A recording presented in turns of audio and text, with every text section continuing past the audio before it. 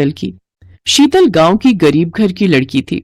उसके माता पिता के पास ज्यादा पैसे नहीं थे, इसीलिए वो हमेशा से चाहते थे, हमारी जिंदगी तो खत्म होने को है, लेकिन हमारी बेटी शीतल को अच्छी जिंदगी मिलनी चाहिए। हाँ, मैं शीतल की शादी शहर के किसी अमीर घर में करवाऊंगा। शीतल की पूरी जिंदगी आराम से बीतेगी। लेकिन किसी किसी को अमीरी और सुख इतनी आसानी से मिलते नहीं है। शीतल उनमें से ही एक है। खैर, बहुत कोशिशों के बाद शीतल की शादी शहर के एक अमीर घर में हो गई। उसके पति का नाम प्रफुल्ल था और उन लोगों का फैमिली बिजनेस था। प्रफुल्ल और उसका बड़ा भाई महेंद्र दोनों मिलकर फैमिली बिजनेस चलाते थे। उनकी मां जानकी देवी बहुत ही गुस्से वाली औरत थी। पहले ही दिन जानकी देवी ने शीतल से कहा, देखो छोटी बहू, मुझे पता है कि तुम गरीब परिवार से हो। पता नहीं तुम्हारे घर में क्या होता था। हमारे यहाँ हर रोज दोपहर और रात को 10 तरह के पकवान बनते हैं। जी माँ जी। तुम्हें वो खाना बनाना होगा, बना लोगी ना? जी माँ जी। शीतल रसोई में चली गई। वहां उसकी जेठानी कोकिला इंतजार कर रही थी। दीदी, हमें क्या क्या बनाने हैं? हमें नहीं बेवकूफ, तुझे बनाने हैं। ये ले लिस्ट और काम पर लग जा। मैंने बहुत खाना बनाया है, अब से खाना बनाने की जिम्मेदारी तेरी है। शीतल के हाथों जिम्मेदारी सौंपकर कोकिला आराम करने चली गई। शीतल अपने मायके में लकड़ी का चूल्हा इस्तेमाल करती थी, लेकिन यहाँ गैस था। पहले तो शीतल को थोड़ी सी दिक्कत हुई, लेकिन कुछ ही मिनट में उसने अपने आप को संभाल लिया और 2 घंटे के अंदर बहुत सारा खाना बनाकर टेबल पर रख दिया। जानकी बहुत खुश हुई। अरे वाह बहू, तुमने बहुत कम समय में खाना बना लिया। बड़ी बहू तो खाना बनाने में बहुत समय लगा देती थी। ऊपर से खाना बहुत स्वादिष्ट भी था। जानकी और प्रफुल्ल दोनों शीतल की तारीफ करने लगे। वाह शीतल, मानना पड़ेगा, तुम्हारे हाथों में जादू है। अब लग रहा है कि तुम्हें इस घर की बहू बनाकर एक अच्छा काम किया है। शीतल को लगने लगा कि अब उसके नसीब में सिर्फ सुख और खुशी ही है, लेकिन उसे नहीं पता था कि जानकी के मुंह से उसकी तारीफ सुनकर उसकी जेठानी मन ही मन चल रही है। बहुत तारीफ कर रही है बुढ़िया, बस इस बुढ़िया की मौत हो जाए, उसके बाद मजा चखाऊंगी सबको। कोकिला और महेंद्र ने सारा प्लान पहले ही तैयार करके रखा था। 1 महीने बाद अचानक से जानकी की तबीयत पूरी तरह से बिगड़ गई और उसे अस्पताल में भर्ती करवाना पड़ा, लेकिन कुछ फायदा नहीं हुआ। जानकी की मृत्यु हो गई। महेंद्र और कोकिला इसी पल का इंतजार कर रहे थे।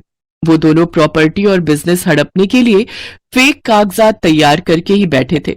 जानकी के अंतिम संस्कार के तुरंत बाद महेंद्र ने प्रफुल्ल से कहा, प्रफुल्ल, माँ ने सब कुछ मुझे लिख दिया है।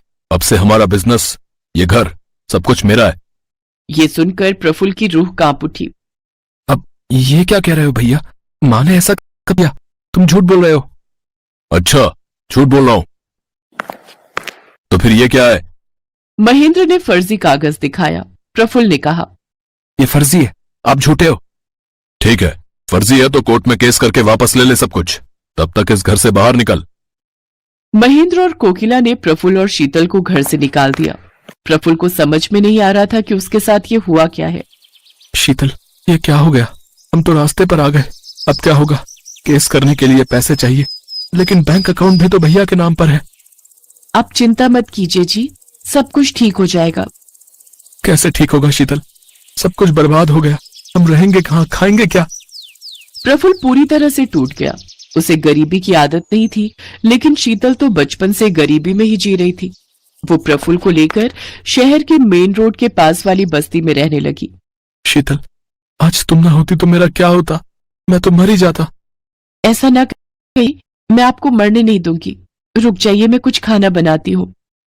खाना बनाने के लिए चावल दाल कुछ तो चाहिए, वो सब कहाँ से मिलेगा? बस्ती के गरीब लोग अमीरों के जैसे खुदगर्ज नहीं होते हैं, उनसे सब कुछ मिल जाएगा।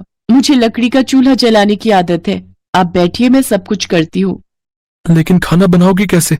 यहाँ तो गैस सिलेंडर नहीं है। शीतल ने लकड़ी का चूल्हा बना लिया और फिर उस चूल्हे पर दाल चावल और आलू का चोखा बना लिया। अरे वाह! प्रफुल्ल ने पहला निवाला मुंह में दिया तो उसके होश उड़ गए। दाल चावल इतने स्वादिष्ट बनते हैं, ये मुझे पता नहीं था। इसमें लकड़ी के चूल्हे की एक स्मेल है, जिसकी वजह से खाना और भी अच्छा लग रहा है। प्रफुल्ल ने दाल चावल और चोखा पेट भर कर खाया और फिर काम की तलाश में चला गया। कुछ महीने मजदूरी करने के बाद उसने कुछ पैसा जमा कर लिया और फिर एक वकील को बुला लिया। वो वकील प्रफुल्ल की झोपड़ी में आया और केस की बातें करने लगा। उस वकील की फीस सुनकर प्रफुल्ल ने कहा, वकील साहब, मैं अभी इतना पैसा तो नहीं दे सकता। फिर तो जीतना मुश्किल है।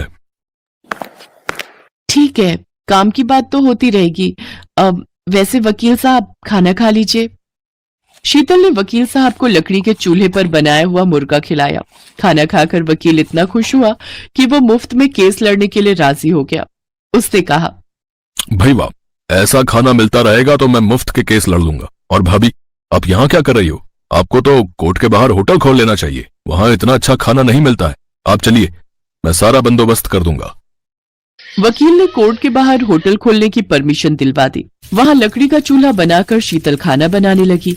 खाने की खुशबू सूंघकर आसपास से सभी वहां खाने के लिए आ गए। लकड़ी के चूल्हे पर बने हुए पकवान को खाकर सभी दीवाने बन गए और शीतल का होटल धूमधाम से चलने लगा। कुछ ही महीनों में उसने बहुत सारा पैसा कमा लिया और होटल को बड़ा भी कर लिया।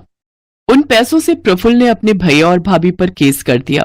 महेंद्र और कोकिला केस हार गए और उन्हें जेल जाना पड़ा। प्रफुल्ल को सब कुछ वापस मिल गया। वो व्यापार संभालने लगा और शीतल लकड़ी चूल्हे वाला होटल संभालने लगी। ऐसे ही वो दोनों खुशी खुशी रहने लगे।